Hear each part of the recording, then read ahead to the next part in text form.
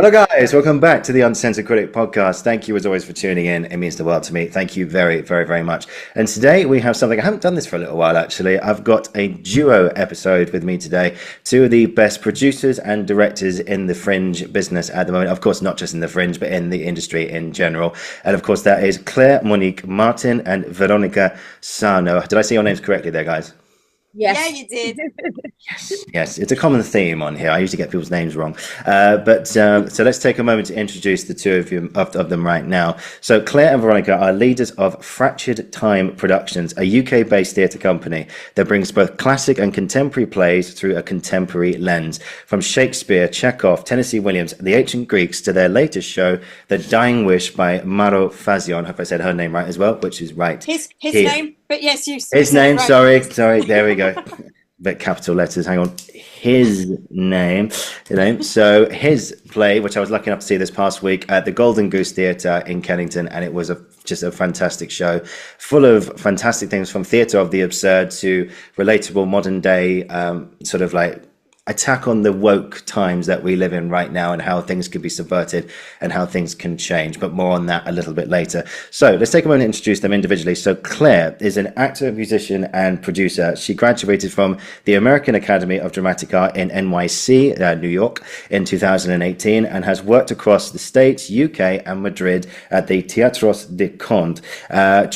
She's a trained... Sorry, Teatros de Canal. The Canal. Sorry, I can't read my own writing. It happened last time as well. The Canal. She's a trained violinist with experiences in jukebox Shakespeare or acting music Shakespeare and new musicals, as well as a stage manager across the US and UK, overseeing productions coordinated by George Heslin and Mark Ravenhill, famous for his play Shopping and Fucking. Not to mention, she is skilled in theatre tech, operating both sound and projection cues, ensuring seamless transitions during live performances. I have Claire's website to thank for that quote. Also, check out her company in partnership with Fractured Time, Broadway Broads, and which you can also follow them on Instagram. And last but not least, Veronica. Veronica is an award-winning actor, director, and personal development coach. She graduated from Drama Center, and she also has degrees from the Escola Superior de Arte Célina Helena in Brazil and the Boris Shchukin Theatre Institute in Russia, where she learned the Stanislavsky system. Since 2009, she has performed across the globe on stage and for screen. As a coach, she's mentored actors, theatre makers, and other companies through classes, acting and voice workshops, and lectures across drama schools and other institutions since 2013. She's also a trained Reiki master on top of all that as well. Get in touch via her website below to sign up for her acting classes and personal development sessions. Being also trained in Alexander technique, her methods can help you not only become a better actor, but also more confident, all-rounded, and adopt a healthier mental as well as physical mindset. All this and so much more down below. Check it out, both Veronica's website and Claire's website as well. But all that's left to say is, Claire, Veronica, welcome. Thank you Thank so you much, very Sally. much. Yeah, That how are was you both? incredible. Veronica, I didn't know you did Reiki. Yes, my certificate. Well, one is there and the other one is right there. So Right, I'm going to book a session. I'm going to book a session now that I know. session. Yes, we've learned something new about each other already. Exactly. We've known each other. We all have our each other. secrets. Yeah. I was like, what was it, 4 years that we've known each Yeah. other and I had no idea. I should be like a private detective or something, just digging for all this Sherlock information. Holmes. Yeah. You're clearly Sherlock Holmes. That's amazing. Well, thank you very much. No, but it's all you guys. It's all you. That's all your work. But we start at the beginning. So Claire, I'll start with yourself. So where did it come from? The love of acting, producing and being in this business. Where did it come from? Gosh. Acting ever since I was a kid. I actually said this on another podcast. One of the first things I did stage-wise was in the UK, like at Christmas, you have a play and then a nativity play if you're in a Catholic Christian school, which I was. And it was basically a play which had a moral and then the nativity. And the moral play that we did when I was about 5 years old was The Little Christmas Tree by Hans Christian Andersen. And they needed someone to play the little Christmas tree. And me at 5 years old was like, I will be that Christmas tree. So that is, if you are prepared to dress up as a Christmas tree and sing a song, I think you are destined. to want to perform and be on the stage. Yeah. But neither of my parents, like, I love them, and although they are theatrical people, they're not in the industry. So my dad worked as a dollar dealer for NatWest for nearly 30 years. And my mum was an event organizer. So although it was creative, it was a very different form of organization. And when I talk like event organizing, I'm talking about events at the O2 Arena, events at the Royal Naval College, Goodwood, you name it. Wow. She was doing big stuff back in the day. And like from a producing perspective, I learned from the best, because I watched her growing up doing all like checklists, how to talk to people, how to negotiate with people, how to get people to give a sponsorship. I mean, the amount of times we went into Boots to get freebies from the makeup counters.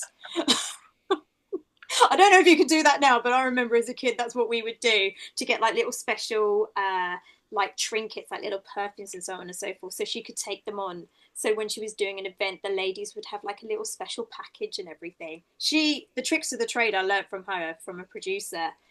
But from acting, I just loved performing and I loved telling stories. And yeah, it was from being a Christmas tree. Yeah, Christmas tree. The star on top of the tree, that's where it comes from. Exactly. It was meant to be. Exactly. I love it. So, Veronica, same question. Where did it come from?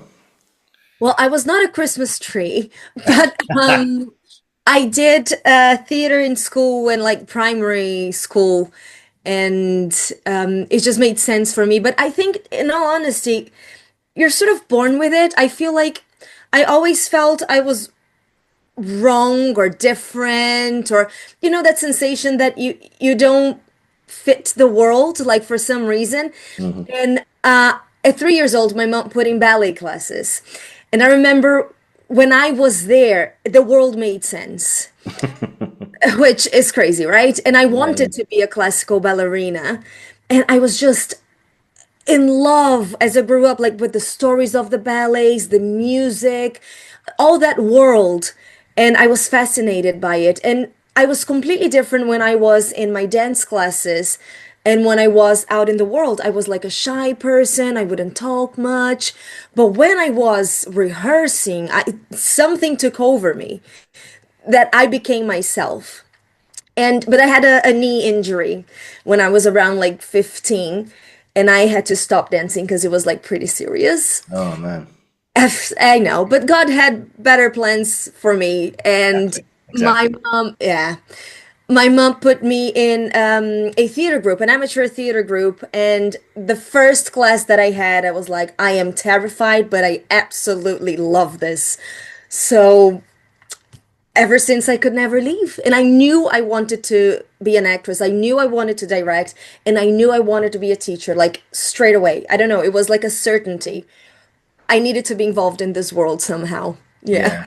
Yeah, no, I know the feeling. I remember going to my first ever thing, and there was something over here called Stagecoach, which is like you can go from, excuse me, but like someone from a very young age or something. I remember literally being dragged along by my mum one time, literally kicking and screaming, I don't want to do this, I don't want to do this. And then I remember it was run by two people, Angela and Alan Gross, two mates. They were married and stuff, and I think they moved to Cornwall now. But if you're listening to this, guys, thank you so much for everything that you did.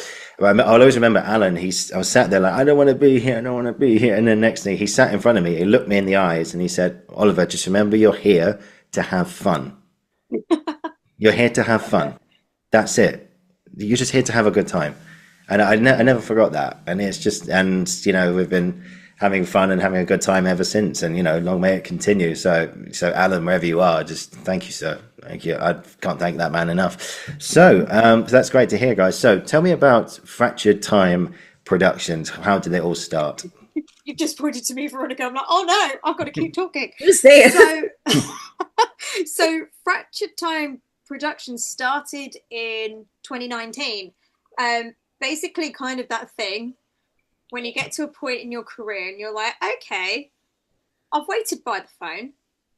Why is no one ringing? I know, I'll make my own work, which I think a lot of actors should do. I think it is something, because I think it gives you an impetus and a courage to go, I want to fight for this, and I always wanted to do Shakespeare. I've always wanted to do Greek tragedy, but I also wanted to tell stories about women, because a lot of theatre is male dominated, and that's okay. But there are stories out there that haven't been told yet, and I wanted to tell those stories. And the first production we did was November 2019, called Dora versus Picasso, which was about Dora Maar, the photographer, and the 10-year relationship she had with Pablo Picasso. And I initially, it was a book written by a wonderful writer called Cecil Jenkins, who I met. I've actually met him, and he's so lovely. He's so kind. But that journey started in 2013 when I was working in Madrid. We went to Picasso's, Madrid and Malaga. I was at the Children's Theatre Festival in Malaga, and Picasso is from Malaga. So we went to his house. All the paintings of all the muses were around his house. It's now a museum. And I was like, why isn't there a play about the women? Yeah. This man all of these women are on his wall, but there's no one knows about them except that they were his muses. So initially I was going to write a play about the women, and then I read Cecil's book and I was like, oh my god, this needs to be turned into a play. Yeah. So I cheekily emailed his agent and was like, hi, I'd like to adapt this into a play, as you do. And then a week later Cecil emailed me and was like, do you have a script? I didn't have a script, I just read this book. So I was like, oh god. And within 72 hours I'd written about 20 pages of a play. Wow. Just sitting there, just typing away, because I was just like, if I don't write this now, I'm never going to write it. So I just got on and did it. And he said, well, when you're back in the UK, let's meet. We did. And I was like, yeah, you can have the rights for free. I was like, okay, cool. And then nothing happened because I went off to America. And then I came back in 2019 and was like, right, I'm going to do a theatre company. What's a good name for a theatre company? CMM Productions. No, that sounds like CNN. We don't want that. I'm a huge Doctor Who fan. And I don't know I know there was a play called Time Fractured, which had nothing to do with this. But I was like, I want to fracture the conventions of time. I don't know. Fractured conventions, fractured time. Let's go with it. And now years later, I'm like, was I influenced by Doctor Who? Maybe. More than likely. More than likely. More than likely. And then we put on our first play 2019. It was sold out. We were at the Drayton Arms for a week and we were sold out every night, which was amazing. So I was like, yay, we can get audiences in. This is wonderful. Was putting all the paperwork to do Arts Council to try and get it on tour. March 2020, the world ended. Oh, yes. It ended for so many people, and it was like, okay, what am I going to do? Yeah. Now what? And at that time, Shakespeare's Globe, I think it was May, June time, had just officially announced that they were running out of money. Although they had money in the vaults and everything, they couldn't use that money because it was for educational purposes, so on and so forth, and they weren't allowed to use it. So we're kind of struggling. So I produced an online festival called Around the Globe in 80 Plays, which was a 2-week festival online in July, end of June, beginning of July, to celebrate new writing. And it was 3 short plays, 1 full-length play. And I curated it, and I got people together, and I had spreadsheets of everyone. Like, you're going to be on this day, you're going to be on this day. And we raised about $5,000 for Shakespeare's Globe. And I was very proud. I was very, very happy, because it was like, it's a free event, but if you want to donate, think of it as a grounding ticket, which was £5 at the time. So we did that, and everyone was excited and they were happy. I'm slowly getting there with the story of Fractured Times. Yeah, no. This is part of the story. This is part of the story, because the next thing is how we met. A producer I'd met previously, Callie, who I'd known. in like different circles and everything. We always bumped into each other, and she had seen what I'd done with Around the Globe in 80 Plays. She had put on her own online showcase as well, called Lights On, Lights Down. Yeah. Lights Down Productions, like Lights Down Showcase. And she was going into her second season for that. And she said, well, I've seen what you've done with Around the Globe in 80 Plays. Do you want to come on as a co-producer for my next one? I was like, yeah, I'd love to do that. And I was just going to be a co-producer on this. And she sent me an email being like, Claire, you've got a dog. And I was like, yes, I've got a dog. Yeah. She went, one of the plays has a dog in it. Would you be interested? I'll give the director your details and everything. And speaking of my dog, she's just walked into the room. and she said, if you're happy to do a self-tape, would you like to do it? I was like, yeah, that sounds great. I think I did a self-tape for you, Veronica, maybe. I don't remember, but the next thing I knew, we're on a Zoom and Veronica is directing, and a lovely woman called Julie Binch is playing my mother, and me and Veronica just hit it off just like that. It was like we had known each other our entire lives. We just understood one another, and that's when the partnership kind of came into being, or the friendship. And then, Veronica, do you want to take it from here? I was going to say that COVID, even though it was a very horrible time for a lot of us with losses, it also brought many wonderful things where things got established, things that we didn't have time to acknowledge or to do or to think about. And it brought us together through that work. And then after that, we worked a few times in other projects in different roles. And we just kept talking, and like our ideas for what theater could be, what we loved, like the classics. We had so much in common, and it's so difficult to find like harmony in a partnership. And then we spent like honestly like 2 years or 3 years just like talking about the possibility of bringing Fracture Time Productions back to its feet. And then this year, because we decided we were after a lot of talk, a lot of meetings, a lot of conversation and research, once we established ourselves like, okay, this is the time for us to do it. This year, a lot of things have happened. So we did a few workshops, we created some partnerships, we got to know a few producers and new actors, the play happened. So I think when you set to yourself that, okay, I'm ready to do this, the universe sort of, oh, are you? There you go. The opportunities are there. Yeah. It's with you now. It's your job. And it trusted us, and here we are. I mean, it's not easy, but we are doing it. So yeah. And also it's that thing as well where life isn't easy. And I think anyone who thinks it is easy is either kidding themselves and lying to themselves, because when you love something so much, it should be hard. It shouldn't be too easy at the beginning. It should be hard, because when it then becomes easy, that's when you're like, it was, I know it's that weird adage, you know, like it was worth it for all the hard work. And I'm like, I don't want to ever lose that feeling of it, you know. I love hard work is what I'm trying to say, really. Yes, you do. I really do.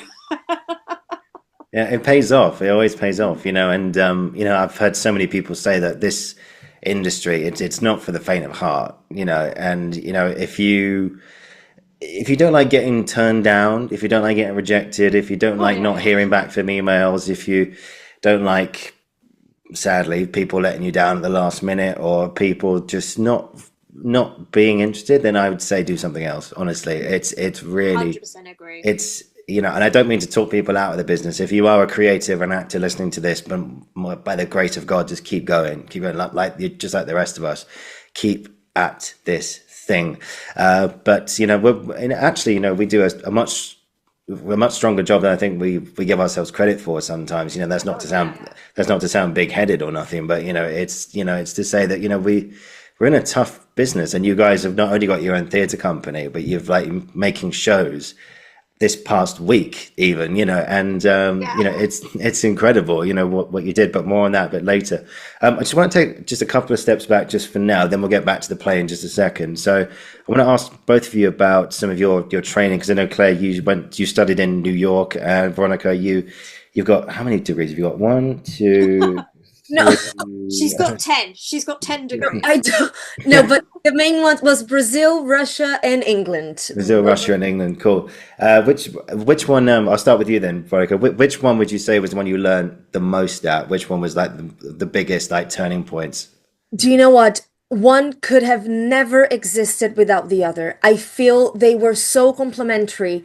Brazil was the beginning of my training, and you're fresh, you are like trying to understand what's going on, you soak it all in, and you try to make sense, and there is so much questioning, like why, how, what is an action, how do I become alive on stage, what about this repetition, not to turn it mechanic, and da-da-da, which was actually the theme of my thesis at my bachelor's degree, how not to become a robot every single night if you're doing a show for like 2 years. Yes. And then England came, and I was more mature, and it was such a wonderful training, because I feel Brazil is a lot like freer and investigative, like in your body. It has almost like hippie spiritual training to it, which is very important. But then here I got the technique, actioning, and all of this is through Stanislavsky lenses, right? But from different perspectives. And like the Shakespeare and the importance of the text and what is a verbal action as well as the physical action. And then I went to Russia, and I was like, oh my God, the understanding that they have of Stanislavsky is completely different in all of these countries. And I have a chance to interpret based on all of these three, and make it make sense for me. And Russia, it's a mixture of both. There is this very spiritual, energetic, you hear grounded, listening to the other actor aspect of it, but also very disciplined, like very, very disciplined. So one complemented the other. Like they are all fundamental. If I could study theater like in every single country, I would, because it's amazing. It's just the perspectives. Yeah. Yeah, definitely. I mean, I got just two questions, just more on that one specifically, but just one quick one now. So when you were in Russia, did you see many productions of any Chekhov play, like Three Sisters, The Seagull, or anything like that? Can I? Yeah, go. No, it was magical. So my favorite play of all times is The Seagull. And Nina is the character that I played in Brazil. And that I'm so fond of this play.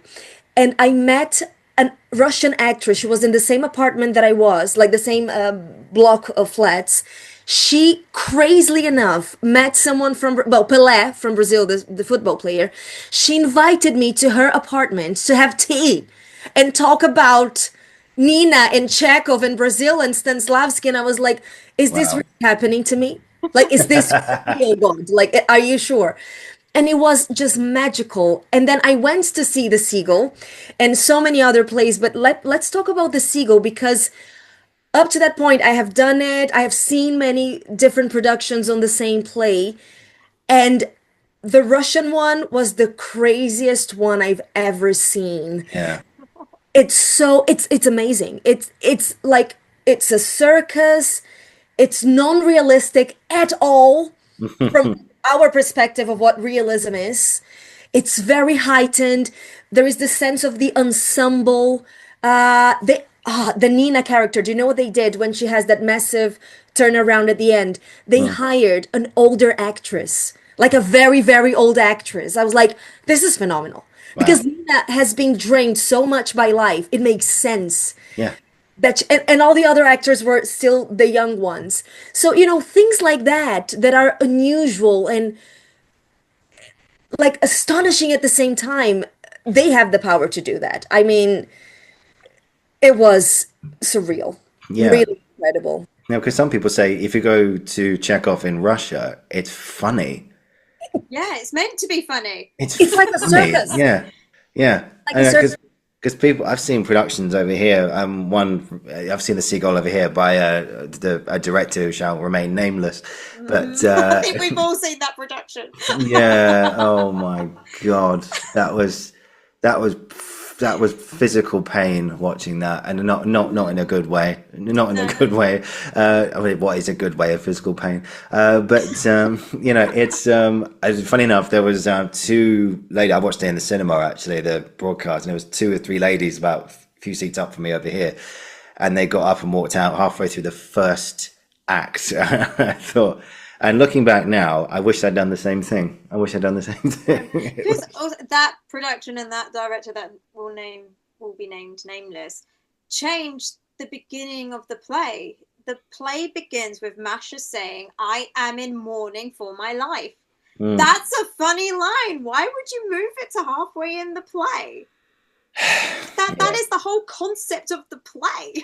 I know. You This know, is, isn't it? Like there is comedy in tragedy, and maybe some people think this is, oh, this is not, this is rude for you to say that. Well, the drama only happens when you are involved directly in the situation, and the comedy happens when you see from an outside perspective, and they coexist, at the same time, and maybe not everyone agrees or sees that, but it's true. it, yeah, it's yeah. I remember that. Yeah, if you guys know what production I'm talking about, then just save yourself Thank two and a half hours of everyone your knows. freaking life. But anyway, yeah, but Chekhov is just yeah, it's one of those amazing things. Like it's funny, and that's one thing on my bucket list to actually see it in Russia, like and just see it for how it frankly should be done by the sound of it, because I think we've got it wrong over here because it's slow and it's like, oh my God, we're like, it's almost like it's like a love affair with suffering over here. Yeah. It's like we just love to walk around and just pretend the world's shit and our lives really crap, and this is what Chekhov's all about. I want us to feel fucking miserable. No, Well, it's like they're no, trying to turn it into a kitchen sink drama, and it's yeah, not a kitchen sink drama. It is funny. Yes, there are sad things that happen in it, but it's a shock factor rather than it's a tragedy. And if mm, you play it as a tragedy throughout, that's when it becomes boring. yeah, it's crazy. Theater, and it's based on observation of reality, isn't it? Chekhov and Stanislavsky, they were huge observers of reality and the human psychology. So there you go. Yeah, It's it's everything combined. I know. I mean, I've got say Stanislavski, and my brain's going off on all different questions now. But We have it's another episode on that. yeah. We'll save that for next time. We'll do Stanislavski and Chekhov episode coming in with these two coming soon, guys. But yeah, so yeah, that's brilliant, Verka. Thank you. So Claire, tell me about Hi. your time in NYC at the American Academy of Dramatic Art. Well, just to say, I actually did 2 degrees. So I initially first went to the University of Central Lancashire in Preston. No way. That's where yes. We have a teacher in common, Darren Tunstall. Of course, Darren. Yes, yes. He was my Shakespeare teacher. I absolutely adore him. Yeah, He, yeah. he was absolutely brilliant. Um, and so it was very different from doing like a university degree in comparison to going to drama school at much later in life. I have to say, I now understand when drama schools, when you're doing auditions, and they say you need life experience, and you're like 18, and you're like, what does that mean? I've had life experience.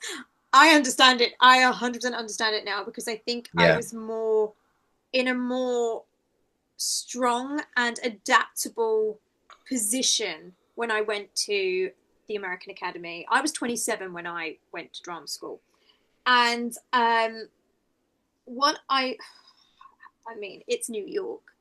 First and foremost, it's New York. It is like theatre is imbued into its body of a city, and everyone is creating, whether it be a film crew, like doing a TV series or a film, or people gathering on the streets, busking, going into Central Park, being on the L train, you name it. There was always something creative happening, and it was such an incredible environment to be in. And for the training, for me, yes, I think with every drama school, there is going to be some form of psychological torment. I think that there is a form of that. But I think you have to be able to compartmentalize what is torture and what is like torture / bullying, and what is actually, are they trying to get you to do something that you're not used to doing, not comfortable, because I don't think acting should be comfortable, so to speak. You should have moments of uncomfortableness because you're doing something which isn't natural, so to speak. I know we talk about like natural acting, so on and so forth, but acting isn't natural because you're doing it in front of an audience the majority of the time. It's about being able to feel comfortable in the uncomfortability, I don't even know if that's a word, of the situation you find yourself in. Yeah. And that is something that American Academy taught me. And also it taught me to be, I'd already had this because I'd already been acting for about, so I started acting in 2010, so 5-6 years I'd already been acting in the UK and across Spain. But it was about respecting every single element of theatre, respecting every single element of film. That doesn't just mean acting. It means the backstage crew. Yeah. It means your lighting designer, your costume designer, your stage manager, your techies, all of it. Because they are also creating the work. You are the finished product. However, they are the ones helping you behind the scenes create all of it. And one thing that I constantly say is that actors should learn to be stage managers. They should learn, because it's the selflessness. Like, it's not about, oh, where's my prop? It's like every actor should know where their props are. Every actor should know where their costumes are. But every actor needs to be the solution and not the problem. Yeah. Every actor should learn how to do that. And I learned that at Ada. I learned that. Yeah, and it's one thing I've learned doing this show is that it's not just the actors on stage which produce the thing. There's an entire team behind everybody. You know, it's your lighters, it's your directors, which are in the shadows or at the back of the stalls making notes, even on the final 2 weeks of performances. You know, it's a big team effort, and you know the actors, yeah, they're the visible ones. They actually do the stuff. They say the lines, they act it out and everything.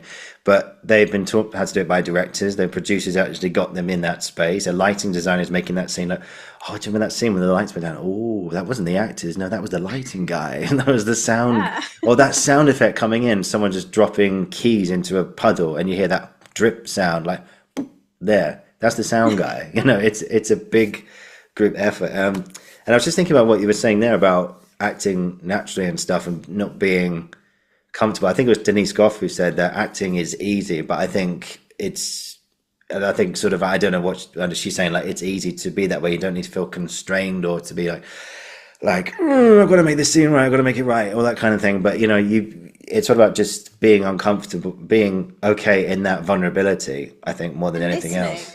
And listening, yeah. And being present in the moment. I think so many actors that I've worked with, that I've seen, they have this thing of like, but what about me? And it's like, no, it's not about me. It's not about you. It's about the whole production. It is about the scene. It is about being present with your fellow partner at that moment. Story, isn't it? Yeah, the most important thing for me with storytelling is always that the text is precious. Yeah. The text is precious. The writer has written something, whether it be the cat sat on the mat, they have written that for a reason. Yeah. So there are so many ways of saying the cat sat on the mat, the cat sat on the mat, the cat sat. You know, there's so many ways of doing it, but the context is still there. Yeah. And it's being it's just being respectful. It's a respectability. Yeah. No, I mean, of people who there's that famous episode of Friends, isn't it, when Joey says, it's like, I was like, where's this true? You write your own lines. Oh yeah, she's not going to make it. I just say she's not going to live. Who cares? The writer's not going to say anything. And then the next episode, they've thrown down an elevator shaft, don't they? You know, Respect the writer's wishes, guys. Yeah, Yes. we've all been there. We've all been there. We learn how to respect it. But I'm just reminded of just one of those moments about you talking about listening, and I think another brilliant thing when it's done right is silence. Like when you're in a scene and it's either two people or a group or one person, however many people it is, but the silence because of something that's happened, and you could literally cut the atmosphere with a knife. Is that, I mean, I don't know. And one example that springs to mind, did you guys see Mark Strong's Oedipus that was on? Didn't with their Yeah. Leslie Manville. Yes. I Did you guys see it at didn't. all? I No, but Okay. I've didn't. heard. What about you were about to say? I've heard, but go on. Yeah. It's I saw that. That was my first theatre trip this year, back in January, just after the new year, and I saw that. I was lucky enough to get a ticket for the last performance, the very, very last performance, and I was like, okay, yes. And so I got in, and I saw what all the fuss was about. It was just magical. And anyway, the scene I want to talk about in particular is you guys know the story of Yeah. Oedipus, right? And yeah, sorry, spoiler alert. It's Spoiler alert. alert, yeah. So it's a I don't know how many thousand years old it is. It should be all right. But for If any, people have been spoiled by it now, it's like, where have you Oh, been? where have shouldn't. you been? You have the internet. But Yeah. it's so a story about Oedipus, and long story short, there's the thing in medical terminology which is called an Oedipus complex, which is someone who has infatuations for one's own mother. And in over the course of the play, he subsequently finds out that his wife and mother of his children, through a series of complications, he's actually married his mother, and it is one of the most gut wrenching, horrendous things. And there's if you went into Mark Strong's Oedipus already knowing the twist, there was a couple of moments where you'd see the two of them be intimate, and you're there just like in your seat going, oh no, no, no, no, no, no, no, no, and then but at the end, there was the big reveal was Leslie Manville had a line, because she found that she had to give up the baby and leave him in the woods. And that was like their take Yeah, on because it. it's all part of the myth. So Yeah, I'm a huge Greek mythology geek. Basically, there yeah, was a prophecy that Oedipus's father was going to die by the hands of his son. hmm, So, in order to stop that, Jocasta was forced to basically abandon the baby in the woods and let it starve to death. That's mm, part of the myth. wow. A shepherd finds Oedipus, a, as always happens in Greek mythology, a and shepherd. raises him. A shepherd, just a lowly shepherd, raises the son as his own son, and I think it's like they're doing. It's like they're doing like a form of Olympic Games. It's not the Olympic Games. It's just a form like gladiator, so on and so forth. And lo and behold, Oedipus kills the king. Hmm. So he kills the king with his own hands. Jocasta falls in love with Oedipus without any of this prior knowledge, and hence Oedipus, the play, comes into light. Yeah, So yeah, and I thought this is a spoiler for this production, but hey, I think you'll be able to see it at some point. I hope anyway.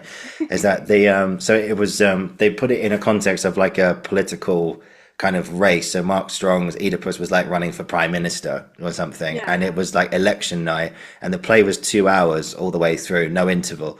And there was a countdown clock down stage left, which counted. As soon as the production started, it counted down from 2 hours. It counted down to the last 10 seconds. And hi, doggy. And Yeah, this is Luna. Hi, Luna. But it counted down to the last 10 seconds, and suddenly Leslie Manville had that line. She suddenly realizes what's happened. And she says, "Leave it in the woods," I said. And the two of them and the clock just goes bing. And there was a silence.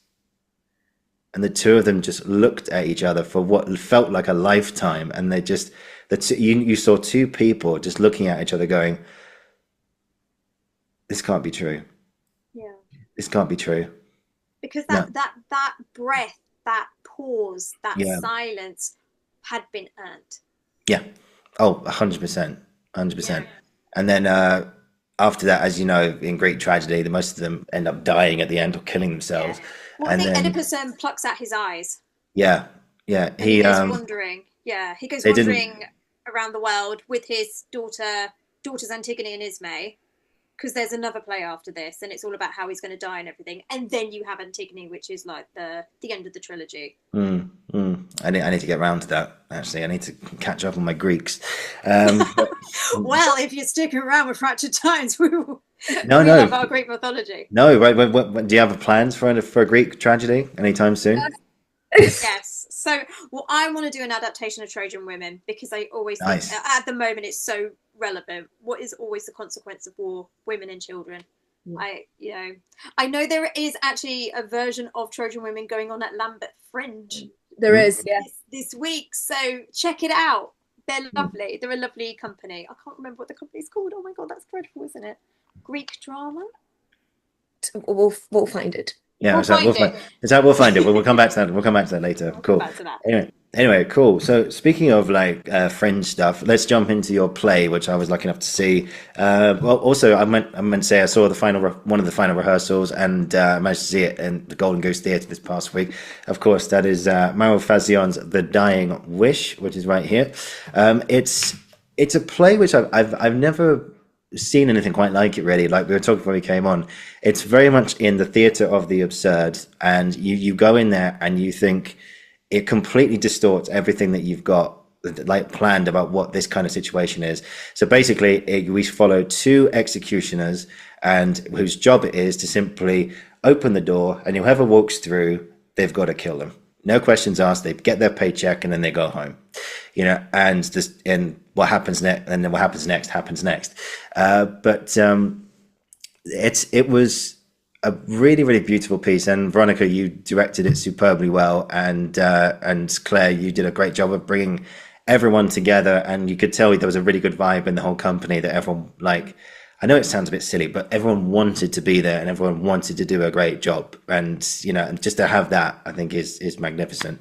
So I tell you what, one thing that ran through, we'll talk about Theatre of the Absurd in a second, but the first thing that jumped out at me, and I think I said this to you on the day, Veronica, was that this gallows humor just runs straight through this. I mean, you're laughing at things you should not be laughing at, but you're still laughing anyway. Like, there's a brilliant moment with the executions going, I remember the good old days, and we used to take people, we used to put them in a like a glass jar, and you'd hear the screams, and it was like, yes, and it was over and done with. Now we've got this stuff, it does it instantly. God, I miss the old days where I used to hear people scream, and you're going,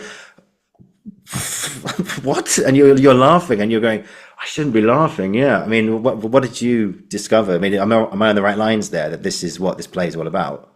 Yes, 100%. I think, well, it's pretty much like we said in terms of Chekhov, isn't it? There is comedy in the tragedy. Yeah. Because when you are seeing from an outside perspective and you're not directly affected, or it doesn't look like you're directly affected, it's a lot easier to have an opinion, isn't it? Once you are, so that is like the two hangmen or people of the audience or other people who are not Paul, who is the person that is going to the convict. Yeah. From his perspective, and hence that's why he is the one of the few realistic elements of the plays, because that is his drama. He is the one being accused of ridiculous crimes, and he's the one that is about or not to die. I think laughter is such a powerful tool for social change, because it's exactly what you said, Ollie. You laugh, but you judge yourself like, oh, am I supposed to be laughing? Is that funny? What if I was in the situation? So all these questions about morals and ethics, they raise. And I think there lies the power of any sort of artistic form.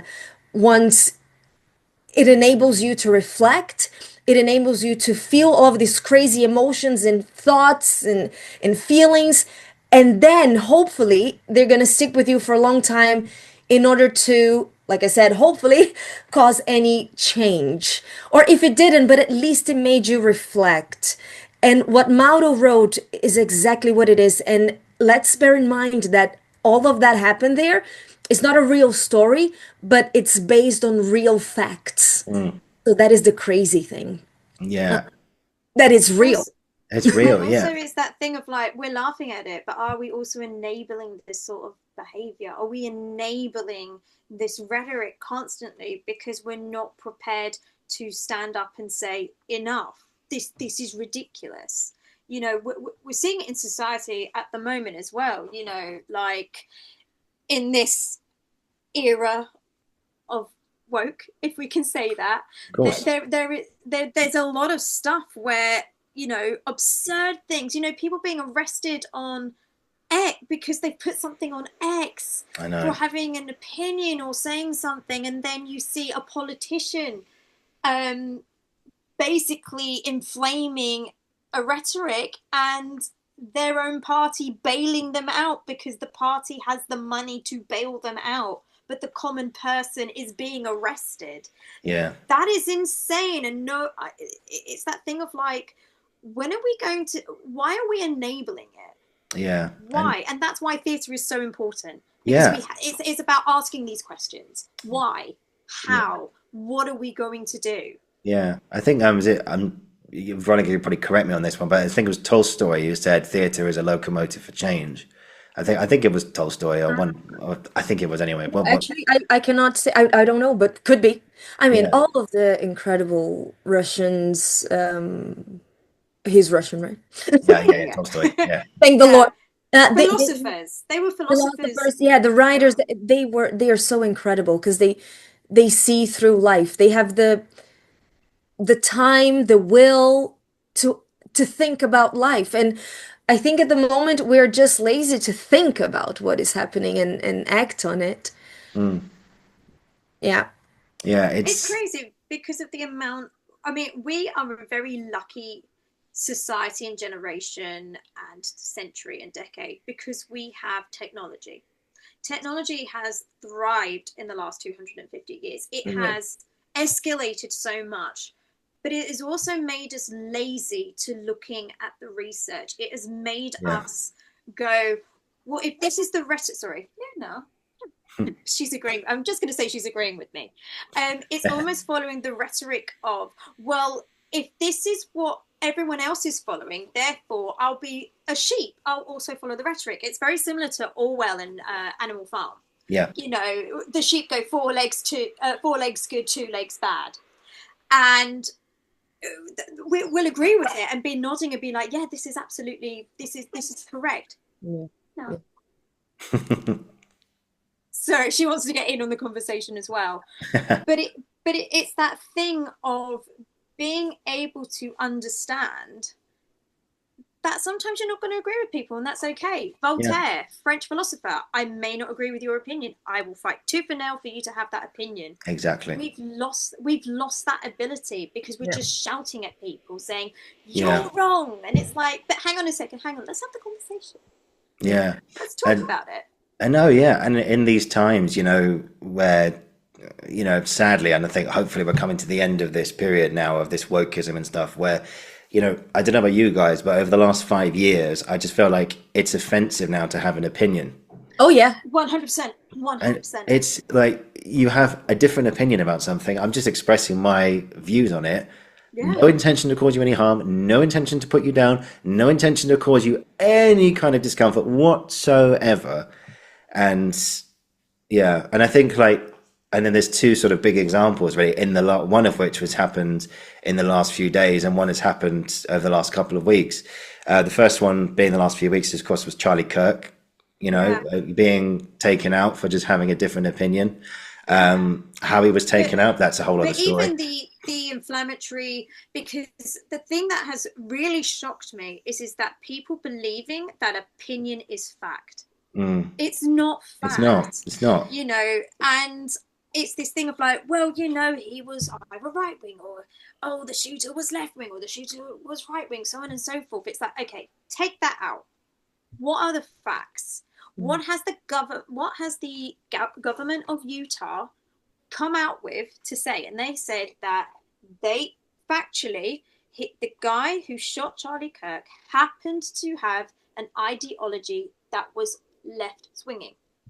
That's all they have said, and that is the fact. And then everyone inflames on that. Oh, he's this. Oh, he's that. No. That's just the fact. Now let's have the conversation. Should anyone die for having a difference of opinion? No, they shouldn't. No. And when they start trying to bring in other people saying, well, this person said inflammatory things, therefore I shouldn't be upset about it. Guys, a human being has died. Yeah. And and of course the second example being in the last few days, J.K. Rowling and Emma Watson recently, you know. I mean, yeah, exactly. I found it funny as well, but I have to say, I thought Emma Watson coming out on Jay Shetty's podcast going, and I tried watching and listening to that, and I had to switch it off. It was just it was embarrassing. It was embarrassing. It's almost obnoxious, because the thing is that I have whatever people think about J.K. Rowling or Emma Watson, they're allowed to have their opinion. Yeah. Sorry, I'm just gonna. No, she's got a ball. It's fine. Yeah. But the biggest thing is that this didn't need to get to as far as it did. Yeah, true. You know, and still to this day, and maybe I'm being devil's advocate, I always ask people who bang on whether or not J.K. Rowling is transphobic, so on and so forth. I ask people, can someone please direct me to what it is she said? That was I felt the same. I was like, what has she actually said? He said, because if you can show it to me, then I can make an intelligent observation. I can then put 2 and 2 together and go, oh, okay, then that's not okay. Or, well, actually, but no one has actually been able to actually point me to what it is that she said. Yeah. Everyone has the right to live how they want to live. That's it. Simple. You know, and I tell you what, there's a thing that I don't know if you guys read her famous, now like brilliant and now rightfully famous tweet, where it's like a essay. I mean, but it's worth reading. It's absolutely brilliant.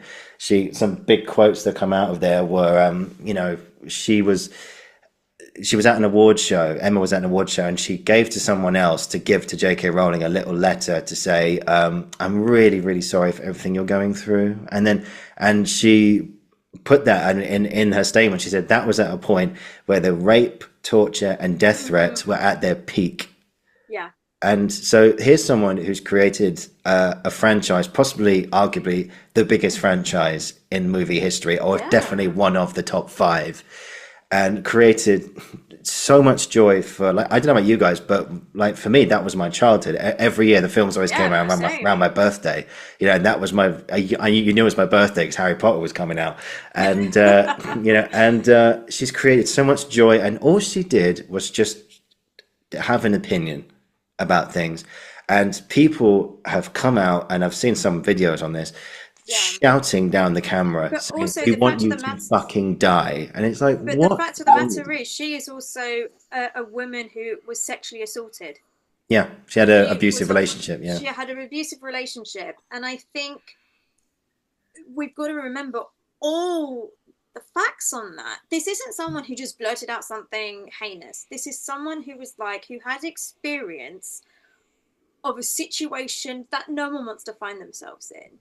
And trying to say, look, I understand some people have body dysphoria. I understand people who are born in the wrong bodies. But that being said, you can still, both things can still be true, but also women's safety is still vital. And that is okay. You know, yeah. This is the kind of conversation your players open up. You know, we can have these conversations, and it's great. But one thing that I remember talking to like both of you on the day was that, and there was that, I think you mentioned it just now, someone released on Twitter or X, or whatever you want to call it, this video of 2 police officers coming to her house to seize her daughter's phone simply because she reposted something on Twitter. Yeah. I mean, what? It's disgusting. I mean, what are the police doing? How have we, like you said just now, how have we got to this point? You know, and it all goes back to there's a brilliant scene in the play where you've got the crazy lawyer that comes in, who was played by Romeo. Yes, Romeo Olukton. Hopefully, I've said that right. Sorry, mate, if you're listening. But he comes in and he just prances about. I've got you off on this thing. Well, what have you got me off of? Wearing women's clothing. What? It's like kissing another man on the lips. Yeah, it was my son. That's what we do in my family. Okay. Writing in the incorrect way. And and as soon as I remember it being in the rehearsal, I remember thinking, this is today. This is now. You're being arrested or being abused on social media, or indeed, God forbid, in the street, simply by just doing something a little bit different. And yeah, but it's that old adage of what is it? Sticks and stones may break my bones, but words will never hurt me. Yeah. Well, apparently words seem to hurt all of us now, and anything that we say or do or tweet or Instagram or Facebook gets put into a context where it is a criminal offence. That is terrifying. That is Orwellian. That is, a form of communism. That's, it's all these things that we're very quick to use inflammatory language a lot of the time when we don't agree with people's rhetoric based on other things, but we're not looking at the whole picture. We're only seeing some of the picture, and we're not prepared to say, hang on, this isn't okay anymore. Yeah. Everyone, freedom of speech. If it is a death threat, that's not okay. No. If it is, I'm going to rape you, that is not okay. It's funny how the human life has become something so not important. Like, I don't even have a word to this. And it's almost like dictatorship, isn't it? Like, we think that we live in a democracy, but actually the dictatorship in Brazil, the movie that came out last year that won the Oscar. It's set up in the dictatorship era, and the arts. I mean, it was one of the greatest moments for artistic production, in the sense that because you couldn't openly say what you thought, they had to do it in a hidden way. So the arts grew from a horrible situation. But like, we had to find clever, creative ways of saying the things that we want to say, because we're not going to be shushed. Like, we are going to say these things. And it seems that today is pretty much the same, isn't it? Even though we're not under dictatorship per se. But the fact of the matter is, almost it is, because you need to be really careful with what you're saying, because your whole reputation, your whole life can be destroyed by one thing that you said. If it's against whatever, even who says that there is something right and that's how it's supposed to be? Like, actually, who says that? Yeah, I know. I know. I'm reminded of there was, when I was in school, actually, there was we looked at, when I was doing drama there, we had to devise some scenes off. We looked at South America, actually, specifically, and we discovered the dictatorship of Augusto Pinochet from 1973 to 1991, if memory serves me correctly. And funny enough, the play I did at drama school was called Widows, and which I've talked about quite a bit on here. It's by a fantastic writer called Ariel Dorfman and Tony Kushner, and it's a beautiful play. It's dark. It's very dark. I played a character called Alexis. I don't know if you guys have read the play or seen it at all. I haven't, but as soon as you said Tony Kushner, I was like, yeah, Angels in America. Yeah, Angels in America. It's a fantastic one of the greatest to like duology ever created. Yeah, brilliant. Yeah, amazing. I was lucky to see it at the National a few years ago. Yeah, we did. The one with Nathan Lane in it. Amazing. Mind blowing. Yeah, incredible. Yeah, I'll tell you about that later. But there was but it was, I played this character called Alexis, and if my mum's listening to this, she's going to absolutely kill me, because she basically, the character I played, I did that selfish actor thing. I went through the script and I go, I don't have many lines. And it's like, there are no small parts, only small actors. And, but anyway, I did that stuff, and I thought, okay, well, I've got stuff to play around with. But his presence was like the lengths the regime would go to in order to embrace power. And Alexis was only about 14, 15 years old, so I had to remember much of my inner teenager to try and channel that back to that performance. And then basically there was a whole fight sequence. I got beaten up by two guards on stage. We did a whole stage combat thing. There's one point where I just been brought back on. I had stage blood all over my face. Like I just had this absolute shit kicked out of me. And one of the guards had to grab my shoulder and push me to the floor, and I had to just basically do my best stage scream as possible, as much as I could. And I'll be honest, when my mum came to see it, I genuinely didn't think it'd be a problem. I didn't think it'd be a problem. She's like, she knows it's all in the theatre. She knows it's all fine. It's all good. I'm not getting hurt, and I didn't get hurt at any point. But after she came up to me and she looks at me and she goes, I never want to see that happen to you again.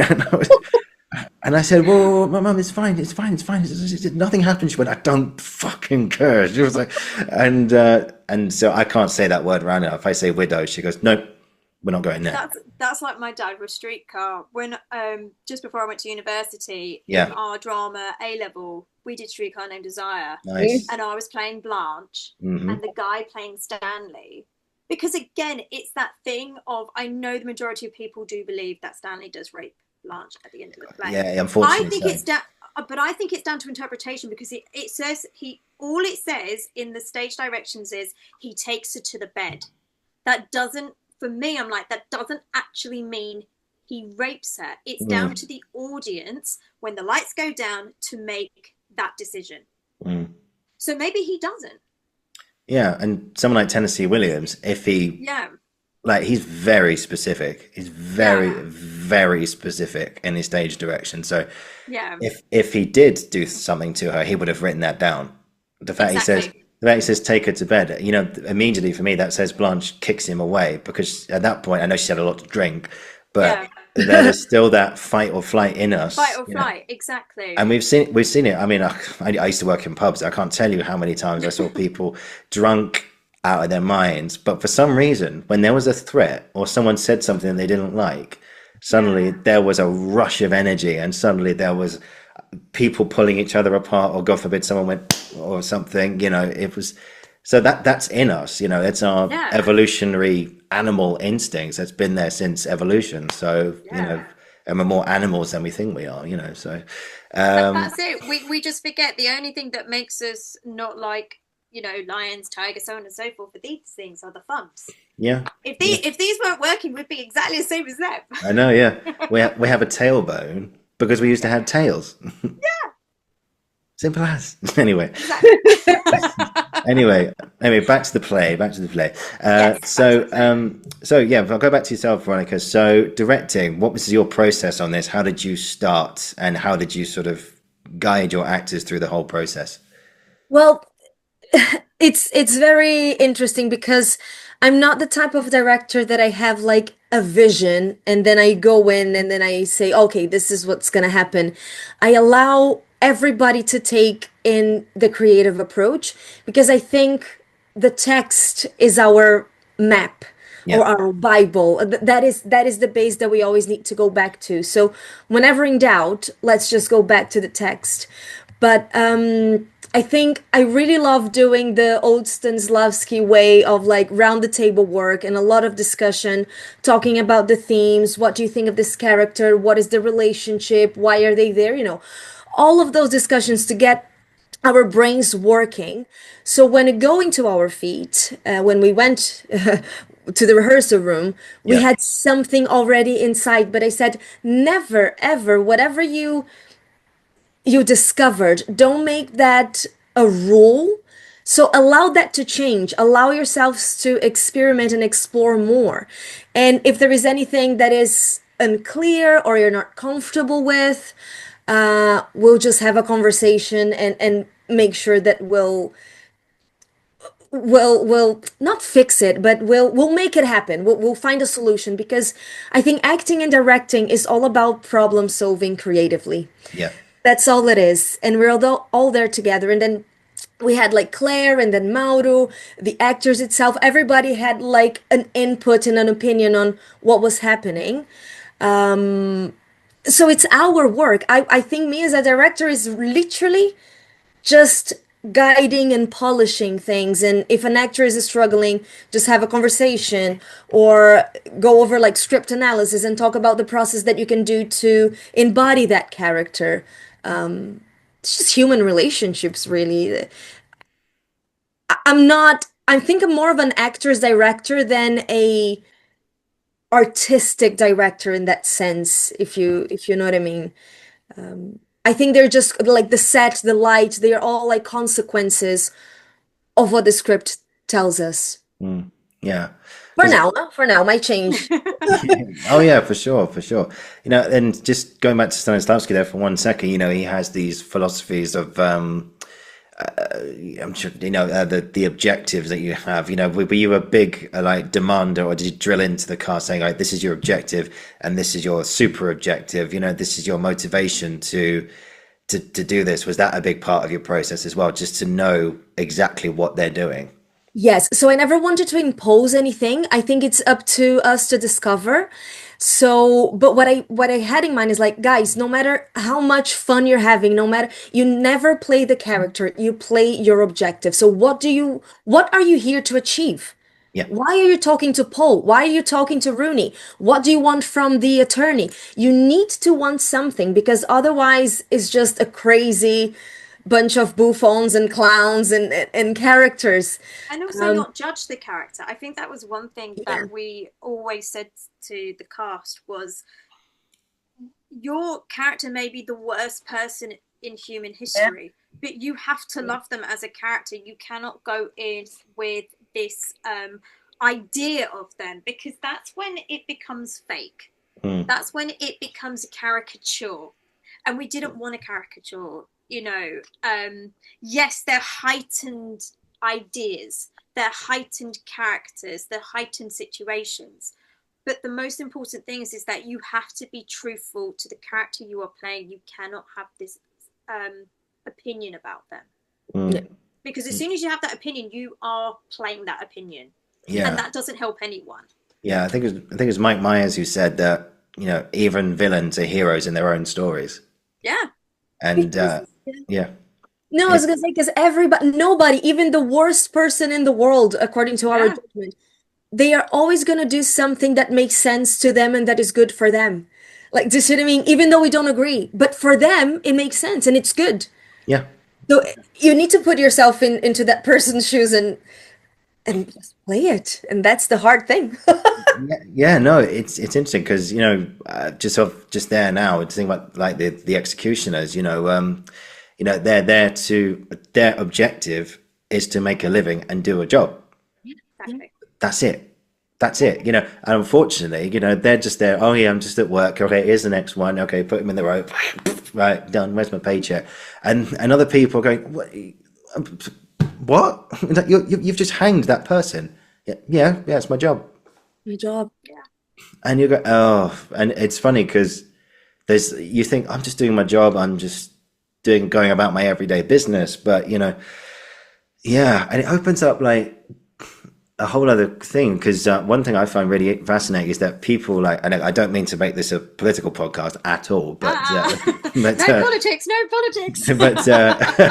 but I think it's interesting to bring these people in because like you look at the dictatorships, you look at Pinochet, you look at Hitler, you look at Mussolini, you look at politicians these days, people who think it's okay. Like I think Claire, you said earlier about people bailing their mates out in politics using taxpayers' money because they think, oh yeah, well we've got the money. There's peasants, they just shut up and just go to work, and it's like, but it always makes me think like, how do these people? They don't know they're evil. It's like bad people don't know they're bad people. They're and it fascinates me how if they ever or will they ever know exactly what they've done in their life.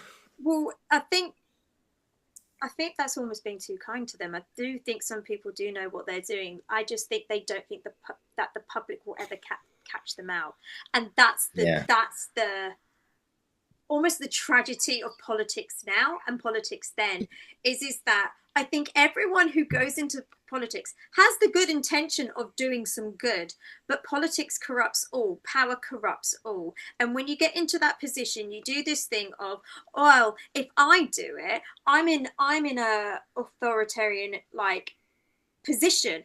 It doesn't affect me. It's not about me. It's about these other people. So we'll punish these people. And when you get caught, the right thing to do is to go, hands up. Yes, I've done wrong. I need to go. A humane person would do that. But so many people go, but this person did it and this person did it. But when it's on you, it's not so easy.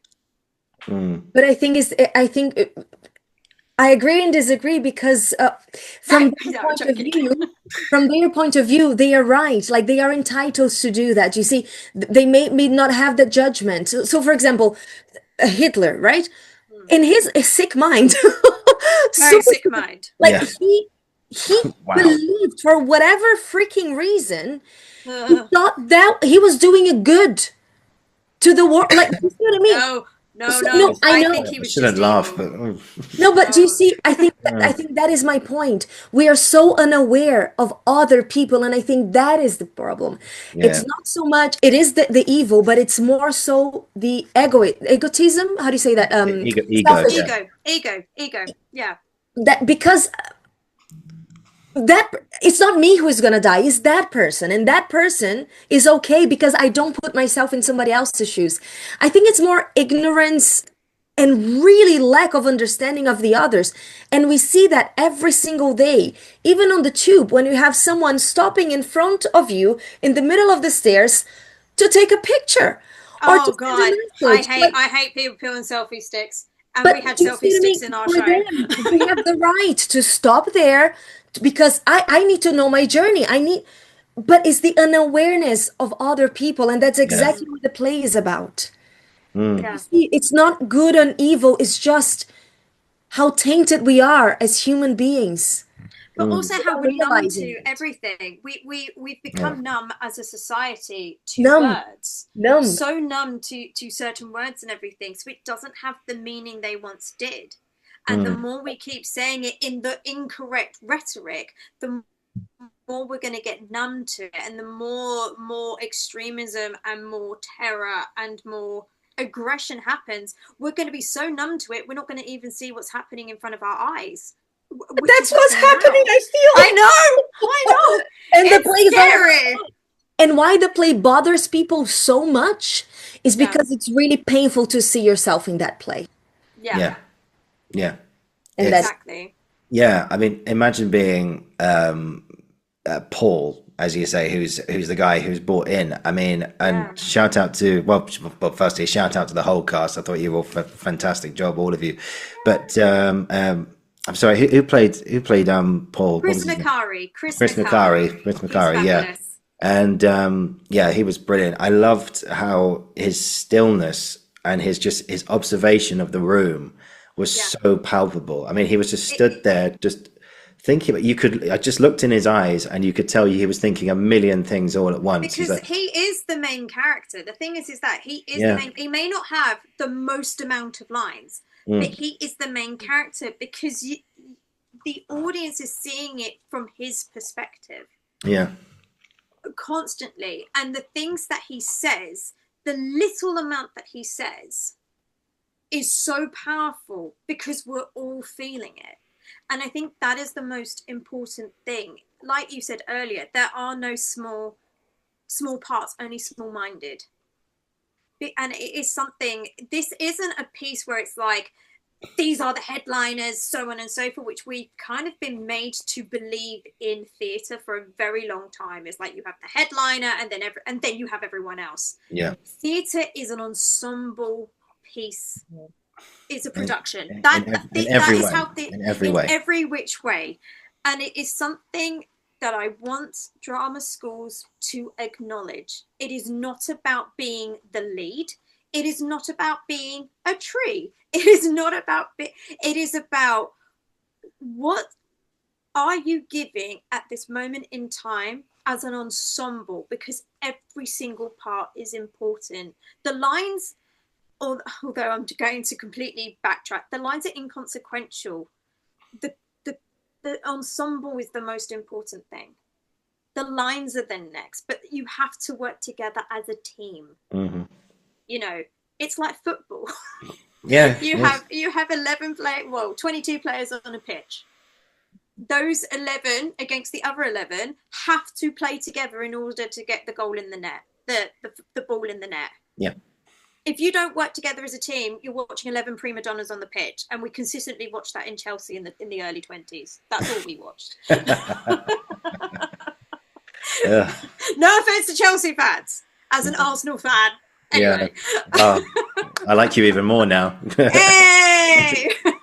Oh, got Chelsea. No. I respect everyone's opinion and everyone's love of their football team, because you know it's what makes you who you are. Yeah. But just like with football, it's the same with theatre. You have to work together as a team. Unless you're going to do a one-person show, great, fine. Then you only have to worry about yourself. But even then, it's about the team. It's about the ensemble. It's about telling the story. That is the most important thing. Yeah, absolutely. You know, there is no I in team and all that stuff. Exactly. You know, it very much is a group effort. And you know, like I say, when I met you guys at the rehearsal, you know, like I said earlier, you know, it really felt like you all there was a group effort there to not only make a great performance, but also have a great time as well. Yeah. And that really did come across. Yeah. And yeah, you guys, you really did something really, really special here, I think. And, you know, we've gone to all kinds of places today. And I thank you for that. You know, we're having these conversations, you know, and I think it's important to have these conversations as well, because not to be afraid of it. And like, at the end of the day, they're not, I hope people listening or watching doesn't take it that, oh, we think this one thing, therefore you can't talk to us. No, that's not the point of it at all. The point is that let's have the conversation. Let's have the rhetoric. Let's be able to talk about our experiences, because the one thing that we are missing predominantly at the moment in society is not being able to see across the aisles and not being able to just talk, because we are basically not dissecting, that's the wrong way. We are segregating ourselves into these different boxes. That's not a society I want to live in. No. I want to live in a society where everyone can come together regardless of who they are, what they are, where they come from, and be able to tell these amazing stories and be able to work together, because that is what society should be. But may not agree with you 100% of the time. Who wants to agree with everyone 100% of the time? No, I don't. No. How are we going to grow if we don't talk? Yeah, and it's funny because I know some people who, it's like like you said there, we're being segregated, and some people say something that disagrees with the group, and so they're kicked out. And next thing you know, he's like, oh, no, I'm not talking to them anymore. So why not? Because we had a disagreement. You know, where some people say we had a difference of opinion, and so it's better if we don't talk anymore. And you're like, oh, okay, fine. But I think obviously, if you know, argument, and if someone's done something incredibly bad to you, then of course get them out of your life, of course. Yeah. But if it's like, oh yeah, we've disagreed on something, oh why, what's wrong? Well, he uses Colgate and I use Aquafresh, you know. Oh God. And you're just like, oh, for God's sake, come on. Clearly it's about Sensodyne. Yeah, it's all about Sensodyne. More of a Colgate person myself, you know. Yeah. We'll never talk again. No. Yeah, exactly. No, we want to avoid that. It's like, oh, for God's sake, how stupid is that? It's like, you know, and I think this play's opened up so many things. And, you know, and another thing I wanted to get in here as well was that, which I said to you on the rehearsal day, was what's kind of on the lighter side. You show that with this gallows humor is that there's always light in darkness. It's always light in darkness. And, you know, you're laughing at places like, and you go, I shouldn't be laughing at that, but you know, you find it funny, and you guys got a lot of laughs. It was brilliant. Yeah, but it's also that thing as well. Like, yes, a traumatic thing does happen at the end, But there is a form of hope, there is a form of light in the character of Rooney, because he starts to realize that this isn't right. Even though there is I don't want to spoil anything, but something traumatic happens. Let's just put it that way. Something big happens, yeah. Something big happens, but it is the fact that his mind was able to start going, hang on a second, I don't want to follow like a lost lamb into this gated thing. I have a conscience. My conscience is waking up. That's kind of the hope at the end of it, even though it is in darkness. There is that glimpse, that tiny glimpse that maybe we're waking up. At the end of the day, like, which character do you want to be in that play, isn't it? Because each one of them represent a part of society. Yeah. So who do you want to be? The alienated one, the one that goes through a journey, the one that is a victim, the one that is judging, Yeah. You name it. And the two guys who played, I mean, if actually to answer that, I think I'd like to play one of the executioners, but specifically, so who played those two? Sorry. So we've got Omar Agar, who played Rooney, and Chris Gallagher, who played Ingmar.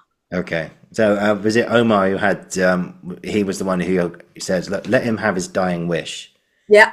Yeah, and that's all I'll say. But but there was this thing of like, right, we've got to get a job done now. We've got to do it now. He says, no, wait, just let him have his wish. Just let him have his wish. Just let him do one more thing while he's here on planet Earth with us. And I thought, if we could have more of that, but obviously without what happens next, then yeah. Yeah, 100%. That is it. That is it. It's brilliant. Yeah. But you guys, it touches on so many things, this play. It really does. It opens up so many observations, and it's very much of the now. It's very much in the now and what we've talked about today and stuff. Yeah, gosh, it's brilliant. I've just got a few more things left for you guys, and you can go off and enjoy the rest of your Sunday. So just before we get to the last few questions, I want to ask you about one thing. Yours is not the only Fringe show I've seen this year. I think particularly this year, I've sort of fallen in love with Fringe theatre, and not only just the quality of some of the shows I've seen, but the effort that goes into them. And a lot of this is funded. Some people are lucky they get Arts Council funding or funding from a rich parent or something, but some people are literally working 9 to 5 or doing a day job or a night job sometimes, and funding all of this out of their back pocket. And the fact you guys have done this, so I want to ask, what's been your unique experience of working Fringe theatre, specifically on this year, and what's it like, and how do you think it can change? Oh gosh, I feel like I keep talking. No, keep coming, man. I think it's so. One thing that I'm such an advocate for is to keep the Fringe theatre alive, because that is where you get the creativity. Is because if you don't have a budget, you have to come up with a way to make the life to make the world that you're trying to portray. Yeah. I'm a huge believer in that, and at the moment we're constantly seeing arts funding is being dropped like hats. We've just seen it with the National, like thousands of jobs have just been redundant. Same with the RSC, and these are big established things, and it's like, well, if that starts trickling down into where we are, we're in trouble. So my thing is that we have to, it is that thing of beg, borrow, don't steal, beg, borrow, ask for support. I think we were, we did a Kickstarter. It to be honest, we didn't make the budget. We didn't. But we emailed everyone who had offered us pledged, saying, look, we will honour the pledge that you gave us if you still contribute in this form. And everyone has come back and said yes. So we were able to have some form of budgeting on that regard. Good. The cast as well, they've given up their time. Time is money. Time is precious. And we've done it on a box office split because that's what we could afford to do. So as soon as we've like done all the paperwork and managed to give the theatre what they are owed with regards to all of that, that money is going to our cast. We're not getting a penny of it because they've done the work for us, and that is how it should be. You know, it's not a lot, but it's what we can do, and that is why theatre is so important. I think a lot of people see the finished thing and go, wait, but they're being paid all this money. It's like, it doesn't start off that way, and that is why people need to help support the arts more. Because, you know, it's that freedom to go and sit in a room or in a park or in an amphitheatre and not think about the outside world. Yeah. For those 90 minutes, 2 hours, 4 hours, however long it is, and be transported away. But it has taken a village. It hasn't taken it's taken a whole village to put this on. You know, Veronica and I are very lucky. We have very supportive parents, and they have put in time, effort, money to help us with our dreams. Fantastic. Veronica has like 6 jobs. I have like 6 jobs, and we're constantly, you know, if there was something we were constantly going, okay, let's look on like Facebook Marketplace. Is there a keyboard on there? Yes, it's 15 quid. Okay, it's in Sidcup. I'll buy it. I'll go and grab it. You know, Mauro created the chair. We had another implement. We didn't use it because we didn't have space, but he created it. He's the writer. He didn't have to do that, but he believed in this project so much and what we were doing. But he lives in Bristol. I so happened was filming in Bristol, so I had a massive suitcase and had all these piles of wood in my suitcase, bringing it back to Sidcup so that the cast would be able to use it at some point, so they would be able to play with it. Yeah. You know, we had days when we were meant to be in a rehearsal space. The rehearsal space unfortunately double booked us. We called people, they let us in for free. It's that sense of community and that sense of giving back. And honestly, I think it's made us better people. And also it's been so humbling, the amount of people that have gone, I understand what you're doing. We see what you're doing. You want to give so much. We want to give back. And it is this thing of community. That's what it is. The theatre industry is community, and we need to hold on to it, and we need to support one another. 100%. Because 100%. We're losing it. We are losing it. There are some aspects where respect goes both ways. Yeah, it's true. You know. Yeah. Veronica? Yeah, well, yes to all this, and I think it's incredible that a lot of people believed. On the other hand, it would be incredible to have money. I'm not that too. No, you know why? Link down below. Crowdfunder. Why? I think there is a value in it. Not obviously the financial aspect of it, but it enables you so much. Like, you feel valued. If we can pay the actors, they feel valued. Not that they didn't feel it, that's not the point. But it's a profession. You know, we invested time, we invested money in our training, and we deserve to be paid back, not only with support and love and all of this in community that is very important, but unfortunately with money, because that's how we pay the bills, and that's how we eat, and that's how, you know, we go and have a medication in the counter because we're ill. So it is vital.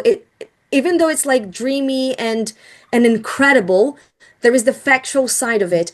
And yes, if we had money, we could have done so much more in terms of costumes and set and hire more people and employ more people and give more opportunities. So it really does open doors to the whole economical system that maybe some people don't value because it's not a product per se, but it's the workforce that you're valuing. So if you are an investor of the arts out there, please invest because it's very valuable. It's a work, and everybody benefits from it. Everybody. it's also that thing, we're an industry where we seem to work for free the majority of the time. Oh yeah. And Yeah. it is a culture. It is a culture that we've also allowed it to happen, because we go, no, we understand what you're doing and we're happy to do it because we see the bigger picture. We see the future in all of this. But that being said, I think there needs to be, like Veronica was saying, if you are investors out there, please look at the smaller fringe companies. Look, like, don't put all your eggs in one basket, because I love the National, I love the RSC, I love all of these establishments, but they're already okay. They, you know, in that respect, they're fine. They're fine. But one thing that you said, so sorry to interrupt, is like, as an investor, you tend to invest your money in like different companies, don't you? Like, you don't put all your money. Yeah. So I think it's the same with this. Like, don't put your eggs in all in one basket, like you said. Spread your money. Yeah. That'll be great. That's what we need. That's what we need. Yeah, spread it wide. Spread it wide. Yes. Yeah, no, absolutely. And you know, like I say, my respect for not only you guys, but just like fringe theatre in general. I feel like it really is just driven by pure passion and people who want their work to be seen. And you know, I've seen a few of these productions this year: Lambeth Fringe, with yourselves, Camden Fringe. You know, there's more I need to see. I need to see Edinburgh. I need to see Brighton. You know, and you know this Camden, of course, Camden Fringe Festival. Yeah. Lambeth Fringe, which is, you know, is brilliant. I'd love to see a London Fringe Festival. That would be incredible. That implements Camden, Lambeth. They can still have it, but then have a celebration of all the ones that have been prior. That would be incredible. Yeah, and in all these brand new shows as well. I saw a friend of mine from drama school at Mecca did he wrote a show about, you know, with his company called Black Pen Productions, talking about like just the way that police still deal with, you know, black people and like in the States and over here and everything, how it's still a problem. Sarah Laurie, who's also been on here, she wrote a brilliant show or parody about Elon Musk. Elon Musk lost in space. It was absolutely brilliant. God. She played like she had like a gold costume on. I think it was, I'm not sure what it was, but it was a gold costume. But it was and she was like a Siri or like Alexa, like physical version, guiding Elon Musk on a spaceship to Mars. And he's going, why am I here? What's going on? It's like we have to go to Mars as part of my programming or something like that. Anyway, but it was a brilliant show, and a shout out to both those, Emeka and Sarah, and of course Sarah's brilliant, and she's a fantastic producer as well. She is, yeah. And I saw another play called Maybe You Should Know, which was written by the great oh my God, what's her name? She's going to kill me. She did that at Barron's Court Theatre, and she did that absolutely brilliantly. Maria Spates, she did a really good job, directed by my brother, and I swear there was, and of course you guys as well. So you know, it's been a really, really good year for Fringe, I think, and long may it continue and stuff. And long may it rain. Exactly. Before I get to the last few questions, I want to shout out the whole cast actually, because I know I've singled a few of them out. I want to get everyone's names in. So those are Omar Aga, Chris Gallagher, Chris Manchari, Iago Cabero, Romeo Ogluton, Cyril Auclair, Andrea Folotti, and Precious Scott. If I pronounced any of your names wrong there, I do apologize. You did so well. It was great. But shout out to all of you, and you know, you did a fantastic job, fantastic performances, and I look forward to seeing your work again in the future, guys. So if you're listening, just well done. So I've got the last two questions for you two now, just to finish on. So last two questions for every guest. So I'll start with Claire again this time. So the first one, well, I'll go one question. I'll go to both of you. So what would you say was a bit of advice you both wished you heard when you were starting out? Oh, good question. A bit of advice. Do you know? You go on. No, you go. Oh, go on. You know, it's the most simple one and is the hardest one. Follow your heart. Amen. Listen to your intuitions and follow your heart. And if I'm not mistaken, it was my mother that always said that. And that is true. The most difficult thing is for us to listen to ourselves. But when we do, that guidance, it's strong. So just trust for whatever you do in life. Brilliant. Yeah, Beautiful. that's brilliant. Always follow your heart. Claire, what was yours? So I have two, because I just thought of something which is very similar to what Veronica's mum said. My dad says there's three things you can't take back.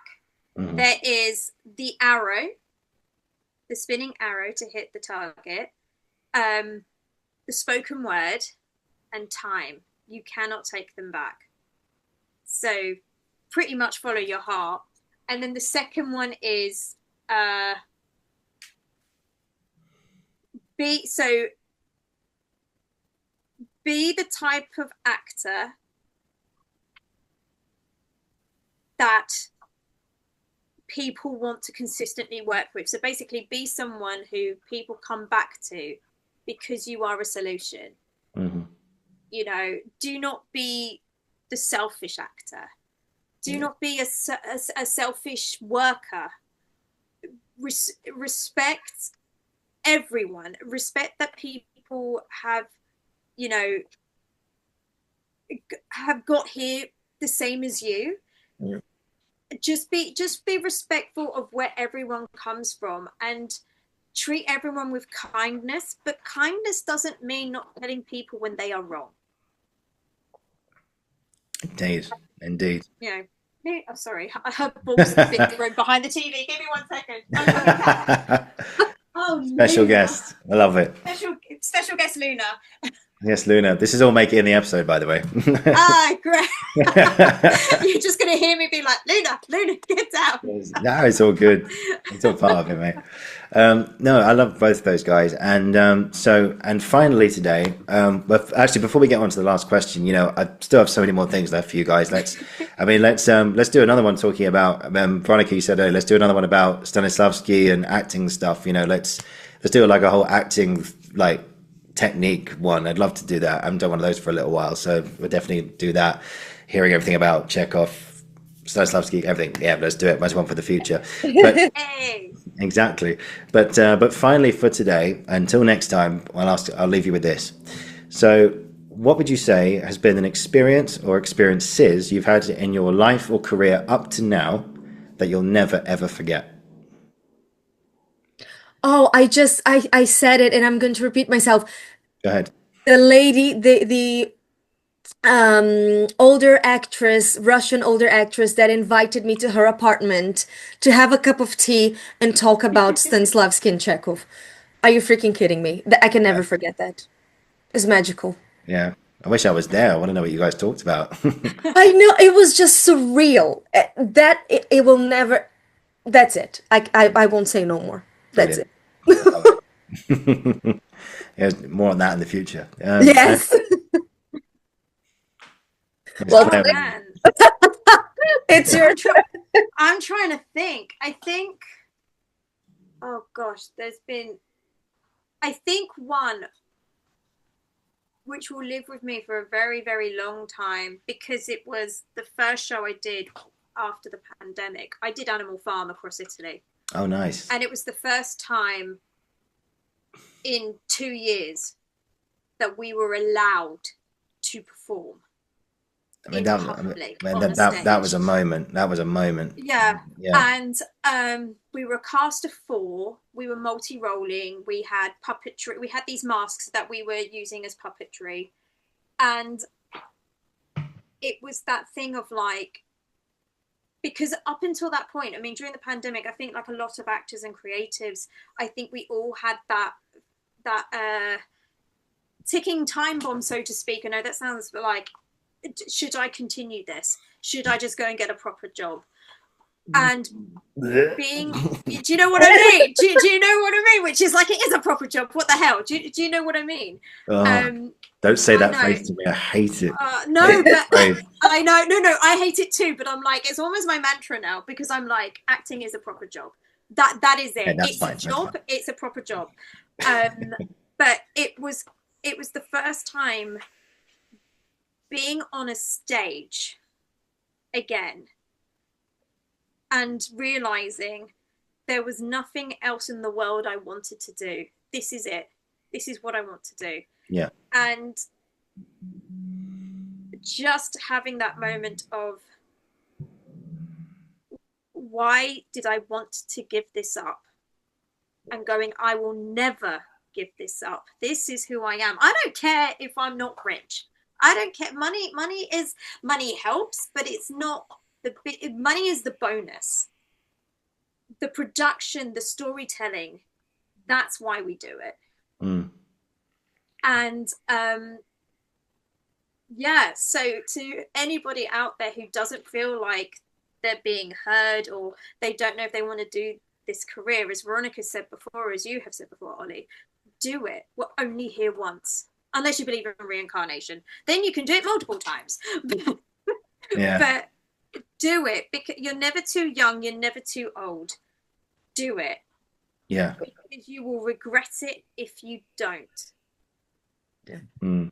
Yeah. Always follow. Yeah, I'm just gonna repeat what Veronica said earlier. Follow your heart. Yeah. Always follow your heart. And there's a lot of people out there who look down on jobs like ours, and careers and paths or ambitions like ours. Who feel like it's okay just to not give it any validity and just be like, just it's not gonna work. What's wrong with you? And that's their opinion. We've talked a lot today about opinions. It's not fact. It's a projection of someone. And if anything, if somebody does put that, I feel like, well, my reading of it anyway, is that it's a projection of someone's inability to see how it could work without doing the work to find out how it could work, if that makes sense. Yeah. So they're not prepared to find a way through. They just look at it, judge it, and go, who would do that? And it's like, well, I would. yeah, so would I. I would. We're on that journey right now. We're working our way through it now, which is brilliant. And but anyway, to those people, I say thank you very much. Have a nice day. Off you go. And that's the polite word version of it, anyway. But yeah, guys, thank you so much to both of you. This has been such an amazing experience, and just to talk about. And it's great because everything we've talked about today has come from the work of not only just Maron and his play, but also like some of the work that Claire, what you've done to bring all these people together. Veronica, what you did in crafting this beautiful text into not only just a beautiful performance, but something that I think audiences just come away from it with so much. There's light in the darkness, there's gallows humor, there's a big question of, this is where we are in society right now. So can we all wake the fuck up and realize that this is not where we want to be? We don't want to be arrested for wearing women's clothes to a party. We do not want to be arrested for having bad spelling. We don't. And it's your choice. It's your choice what you wear. We don't care. Exactly. It's a big message to all that, and bring all this nonsense to an end and get back to where we want to be, which is just simply you walk down the street and go, I don't agree with you, but hey, let's just agree to disagree. Exactly. Yeah, in respect. I think I don't agree, but I respect. That is it. Exactly. That's your opinion, and I respect that. As long as you're not doing harm to anybody else. Exactly. Do what you want. Exactly. And actually, just finally, just one very, very last question. And just a quick one. So I know you guys have literally just finished the run now. Is there any plans to bring it back? Well, can we say? Shall we say? I mean, yes. Yes. It's exclusive. Early 2026, end of February 2026. Looks for announcements in the next couple of weeks. Brilliant. There you go. Are you back at the same theatre you were this week, or somewhere else? No, we're going to be somewhere else. We're going to be somewhere else, and it's going to be, because our thing is that was an interpretation. This version is going to be a new interpretation. So it's going to have elements of what we did at the Golden Goose, but you'll just have to wait and see what's different about it. The No. So you have to come dialogue back. lives. Dun, dun. Lives. I love Part it. two. It's like Part two. Dollhouse Part Two. Yeah. Yeah, well, we keep an eye out for the details there, guys. So keep an eye on their Instagram and website, etc., for more information. And I implore all of you, if you're in London, to go and see it if you can. It opens up a lot of stuff. As you can tell, we've talked about a lot of good stuff today, and just about where we are right now and how we, as a community, as a population, I think not just of the UK but of the world, can change. Yeah. Where we go from here and leave this, I'm going to say it, this woke bullshit behind us. It's enough is enough. Let's move on. Anyway, but that being said, we will agree to disagree with Exactly. anyone, because that's how it should be. that's how it should be. Simple, Yeah. It's great. Guys, thank you so much. This has been absolutely great. Let's do this again soon. And Yes, please. there's so many more stories, so many more things to ask of you, but more to come from the three of us in the future. But in the meantime, if you just hang on, I'll finish the recording. We'll have a tiny debrief afterwards. So, wow, guys, thank you for watching. Thank you for listening. This has been the Uncensored Critic podcast. I'll be back very, very soon. And Claire, thank you. And Veronica, obrigado. Oh, thank you. Thank you. Obrigada a você. Okay. Vamos.